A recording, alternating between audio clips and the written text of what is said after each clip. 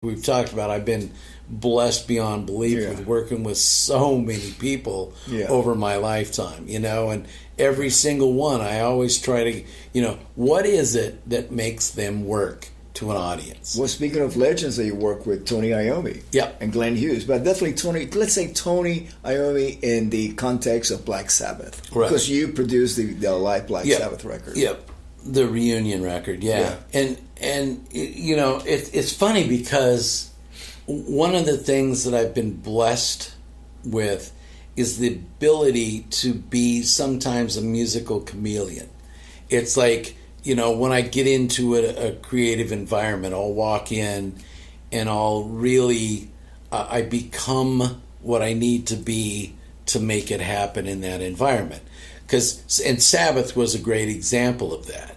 I would come in there and, it's like I knew, and I had such respect for Tony because he's such a master and just such a iconic fella that, Tony and I became inseparable, and I just would sit there and I just watch him play and just understand. So when we would write songs together, I was like Tony's alter ego over here. I'd be this other part of Tony, and I would, I was like, and all of a sudden my vibe would be going from this keyboard player to, it's like all of a sudden I was playing these heavy, just giant fat rock riffs and it was just being in his presence I just sort of soaked it up. And like I said, I kind of do that with every artist. It doesn't matter who it is. I just soak up the energy that they put out there.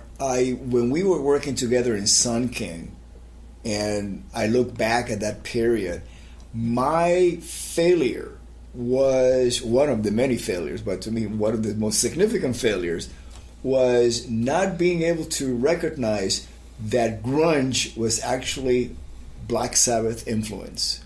Yeah. I could have gone there because I had just come from there. Right.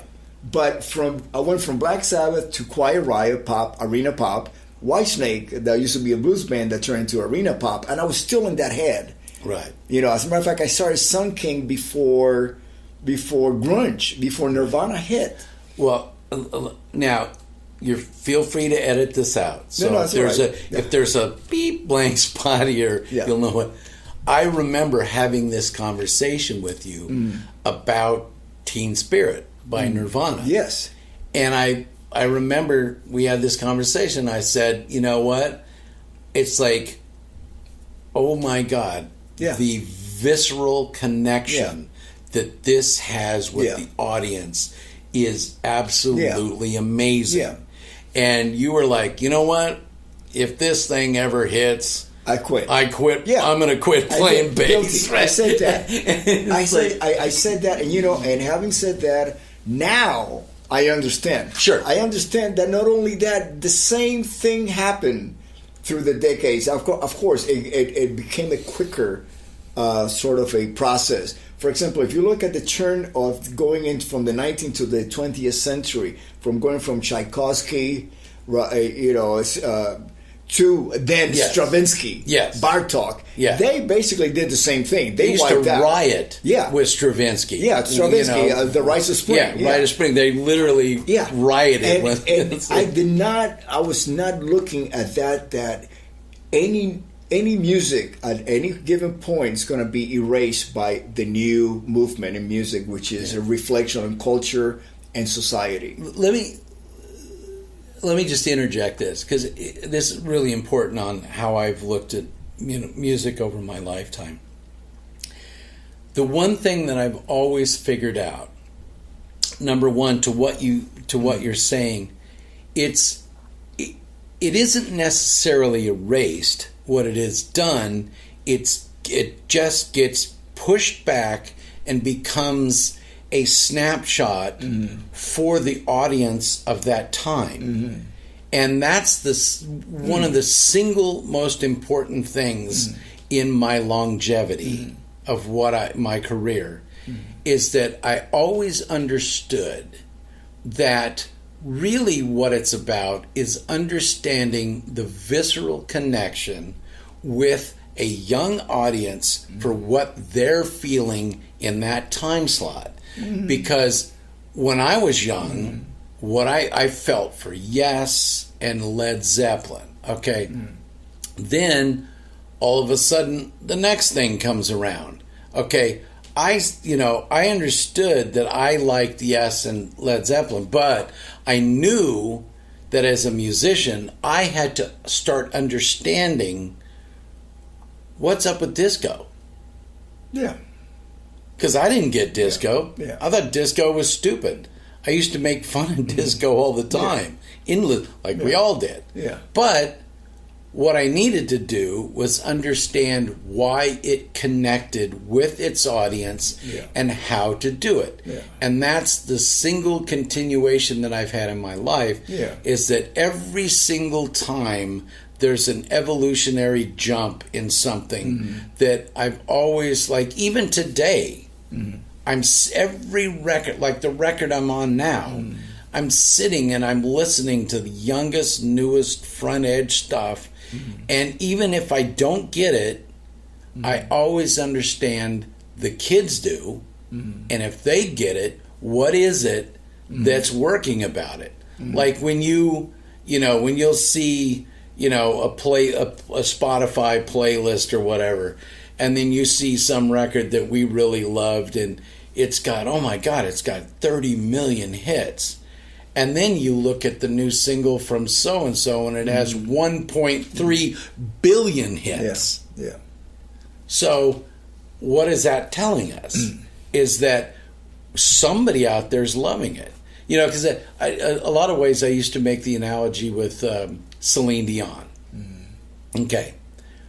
I don't love Celine Dion, but you can't deny that she's got an amazing voice. So, I can't even tell you the amount of bands that have sat in this very room and like, oh man, that other band shit, man. They're like total. Their riff goes down, but and we're so completely original because ours go down, and I'm like, and I always just, I find the amusement in that because in their minds, is because of their feeling this visceral component for what it is they do. Yeah. I just have the luxury of having done it for 40 plus years that I can see it and go, guys? What I experienced, just like what you just shared with me that you experienced, this is what happened. Back in AM, FM radio, there was... We went from the 60s, psychedelic pop, whatever. Right. And then it was kind of like somehow coexisted with blues, bass, rock. Right. Pentatonic rock, like from Cream, Hendrix, Led Zeppelin, right? Yeah. All of a sudden, prog rock came in. Yeah. So we had Emerson, Lake and Palmer, Jethro Tull, Yes, and Genesis, and everybody that came around. Then came disco. Now, the way I looked at disco, because I was actually in Florida when disco hit really big, which was one of the big hubs. This is before I met you. Right. The reason why I met you was because of disco. No, I left Florida because I didn't want to be sucked into being a disco, a bar disco guy. Gotcha. Or with that shirt, the kind of polyester shirt with I had those prints on it and stuff. I did. I got pictures wearing those shirts. Okay, so we all do. Disco. looking back at it, it was more cultural. Sure, it was cultural. It came from the gay community. And Florida, Miami, had a huge gay. It still does, like a huge gay community. Yeah. South Beach and all of that. Absolutely. So then I left Florida, and you have bands like we started playing the music of Queen and Bowie and all that stuff. So it seemed to really coexist. Because then later came punk and new wave, and somehow Blondie and the Clash and the Police and Elvis Costello. Okay, everybody kind of coexisted, on the radio. Right. Then came MTV. By the time MTV came on, I was already playing with Ozzy. Yeah. MTV came on like 82. Right. As a matter of fact, Ozzy with the Speak of the Devil live from Irvine. That was the first showing was actually 1982 Halloween on MTV. Then with Quiet Riot, we had in 1983 we had. I mean, I could set my watch to come and feel the noise every half hour. We got airplay, which is the reason why it went to number one. Sure.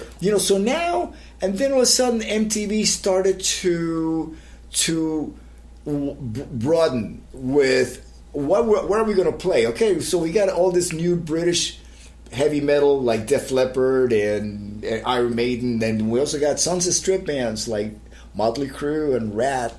And of course, Quiet Riot, we have Twisted Sister, but also Michael Jackson. Mm-hmm. Oh, they're diversifying. Mm-hmm. They're going into the R&B. Right. They got some Toto there. Of course, Madonna was huge. Mm-hmm. So it seemed like everybody coexisted in this MTV thing, right?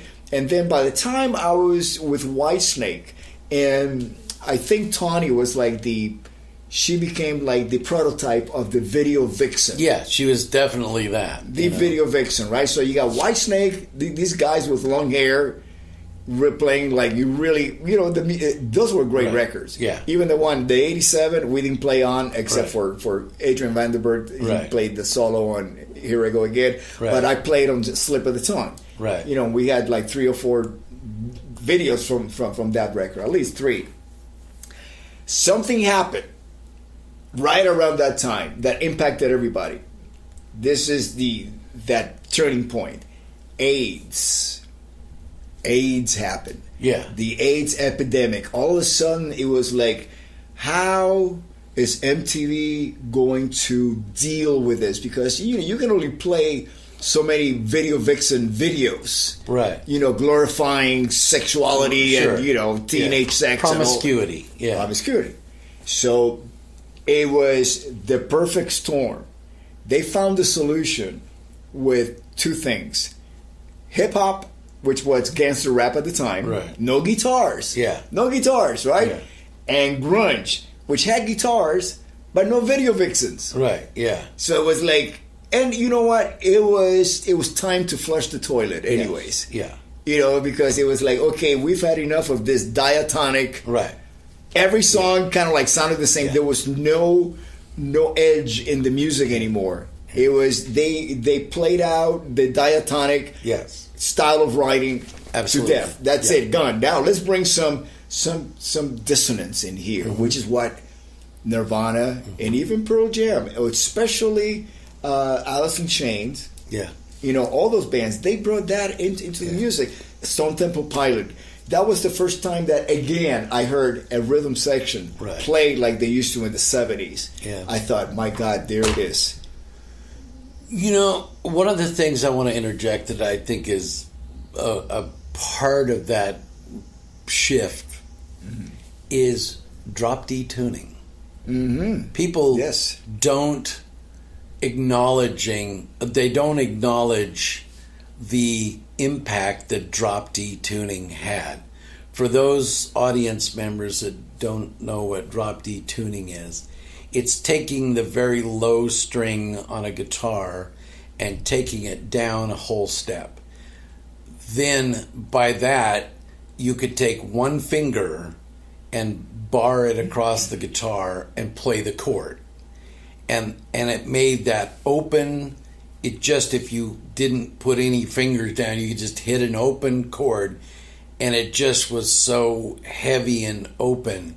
Yeah. And so that allowed a whole movement of songwriting and energy and change happen in music. Yes. So, obviously the drop D tuning was brought in by the sort of visceral, the emotional change that needed to happen in music. But it's definitely a big part of the transition. And the reason why I say that is because of its effect on me. As a producer, now all of a sudden I was confronted with people that didn't necessarily play guitar all that well. They were pretty weak guitarists, but